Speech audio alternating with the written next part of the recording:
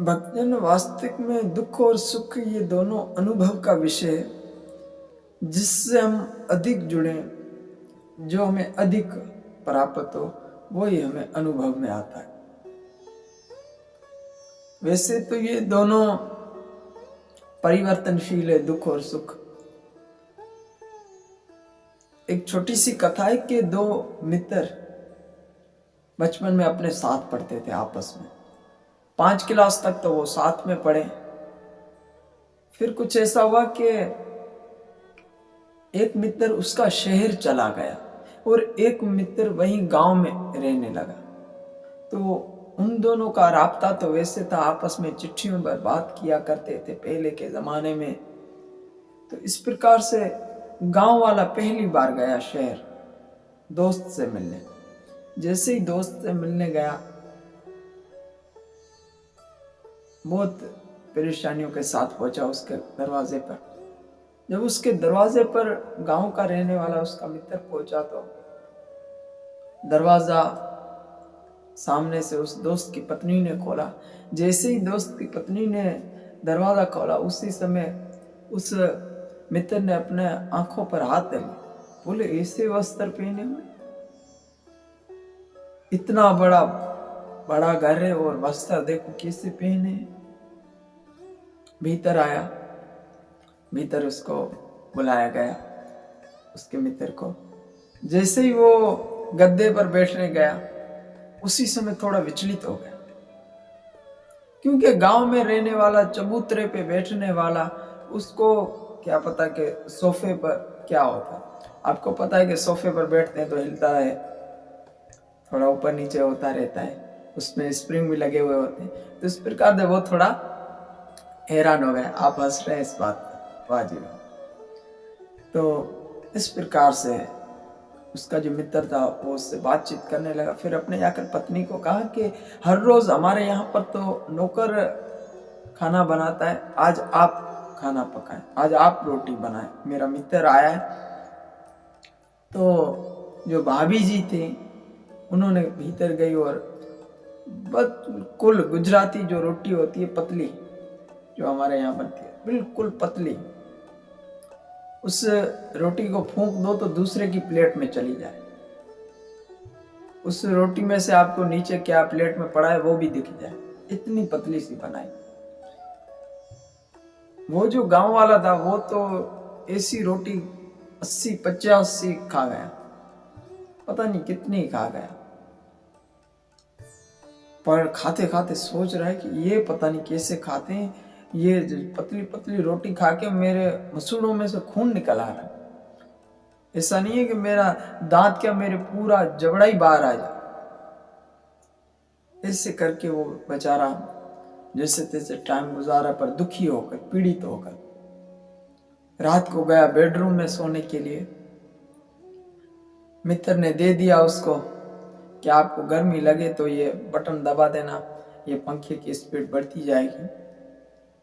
उसने जैसे ही एक बार बटन दबाया, उसकी स्पीड हाई पावर की हो गई।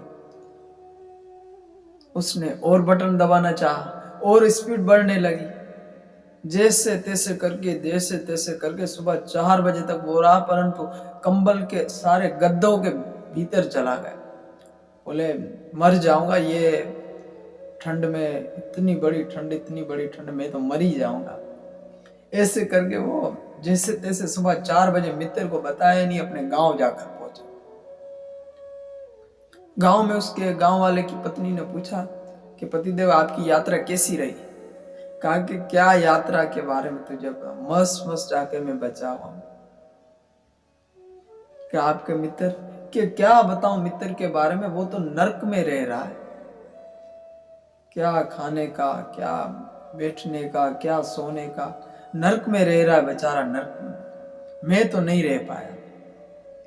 वहां पर मित्र सुबह उठा 10 बजे, उसने देखा कि मेरा मित्र तो शायद गांव चला गया, कोई मुझसे भूल हो गई, कोई मुझसे अपराध हो गया। तो वो भी मिलने के लिए अपनी गाड़ी में गांव पहुंचा। भक्तजन, वो भी अपनी गाड़ी में गांव पहुंचा, पर उसको क्या पता कि गांव के रास्ते कैसे होते हैं। आपको पता है हमारे यहाँ गांव का है, देहात का, तो गांव के रास्ते थोड़े अलग है। तो उसकी चारों गाड़ियों के जो पहिए थे वो खत्म हो गए, टूट गए। इस प्रकार से भक्तजन वो बेचारा गाड़ी को वहीं छोड़ के कहा कि अभी मिलना तो है मित्र का, पता नहीं हमने क्या अपराध कर दिया, वो ऐसे ही रूठ के चला आया। वो बेचारा टांगे में बैठा। अभी टांगे में जैसे बैठा तो आपको पता है टांगे में बैठने से तो नया जो जीव बैठता है तो उसका शरीर पूरा दुख जाता है। जैसे उतरा उसका शरीर दुखने लगा कि पता नहीं यहाँ पर मेरा मित्र ऐसे कैसे रहता है। इस प्रकार से वो जाकर उसके पास पहुंचा। उसी समय उसको चबूतरा नीचे भूमि पर बिछा कर दिया। भूमि पर वो दोस्त उसका शहर वाला बैठा। भक्तजन अब वो गांव वाला कहता है अपनी पत्नी को कि मेरा जो मित्र है वो बेचारा शहर में पतली पतली रोटी खा खा के अपने तो मसूनों में से इसने खून सारा बहा दिया होगा अपना। आज तू रोज 1.5 इंच की रोटी बनाती है, आज तू 3.25 इंच की रोटी बना। उस पत्नी ने 3.25 इंच की भक्तजन रोटी बना दी उस दिन उस मित्र के लिए। जैसे ही उस मित्र के सामने वो रोटी रखी थी तो क्या वो खाए। जो पतली सी रोटी खाने वाला उसको 3.25 इंच की रोटी दे दे वो उसके तो पूरे दांत ही उसमें चुभ जाएंगे। बेचारे ने जैसे तैसे करके शेर वाले ने वो रोटी खाई। तो शेर वाले ने कहा कि भाई मुझे भी सोना है, अभी नींद आ रही है। तो अभी गांव वालों ने कहा कि अभी मेरा मित्र आया, ये बेचारा वहां ढंग से नहीं सो पाता है, यहाँ मैं इसको किसी बड़े से वृक्ष पिपुल के वृक्ष के नीचे लेकर जाता हूँ, वहां पर अच्छा सा जहाँ चबूतरा बना हुआ वहां पर एक गोबर का लेप दे के इसको अच्छी सी बढ़िया सी नींद आज देता हूं। इस प्रकार से अपने मित्र को भक्तजन वो लेके गया वृक्ष के नीचे जाकर, वहां पर गोबर का लेप लगा, इसको बोला अभी आपको यहाँ पर सोना है, आपका शयन यहाँ है। वो बेचारा दोनों हाथ अपने नाक पे रखे पता नहीं कौन सा परफ्यूम लगा दिया है। भक्तजन इससे वो बेचारा इतना दुखी हो रहा था शेर वाला, क्या हम बताएं। फिर तो जैसे वो रात को सोने लगा 10-15 मिनट बीते, जैसे पीपल के पत्ते आपस में हिले उसको पुरानी अपने सोरे हरून बज रहे। उसको पता नहीं क्या याद आ रहा है, जैसे पीपल के जो होते हैं पत्ते आपस में हिलने लगे, उसको पता नहीं क्या से क्या याद आने लगा। इस प्रकार से भक्तजन वो भी बेचारा सुबह जैसे ही उठा नहीं उठा, पैदल जैसे तैसे करके शहर पहुंचा। अन्यथा भक्तजन ये भाव इस प्रकार से कि स्थितियां हमें दुख सुख में डालती है, परिस्थिति हमें दुख सुख से नहीं डालती। जो दुख और सुख है वो परिवर्तनशील है, और जो आनंद है सतत, वो परिवर्तनशील नहीं, वो अपरिवर्तन है, वो कभी बदलता नहीं, वो घटता नहीं है, वो बढ़ता नहीं है। और जहां पर भी है उसी में सुख और आनंद है। शहर वाला शहर में सुखी है, गांव वाला गांव में सुखी है। गांव वाला जब शहर की ओर जाता है तभी दुखता है, शहर वाला जब गांव में आता है तभी उसे ये लगता है कि ये दुखी है। इसी प्रकार से भक्तजन हमारा जीवन, गीता कहती है त्यागात शांति। हे अर्जुन, जो जीव त्याग करता है तभी वो शांति को प्राप्त कर सकता है। भक्तजन पकड़ने पर हमें शांति नहीं मिलती है, छोड़ने पर ही हमें शांति मिलती है, त्यागने पर ही शांति मिलती है। गुरुदेव महाराज सदैव हमें इस बात की प्रेरणा देते हैं कि एक मूर्ति तभी तक पूजनीय नहीं होती है जब तक उसमें से जो उसके योग्य हो उसको रखा जाए, और जो उसके योग्य ना हो उसको बाहर निकाला जाए।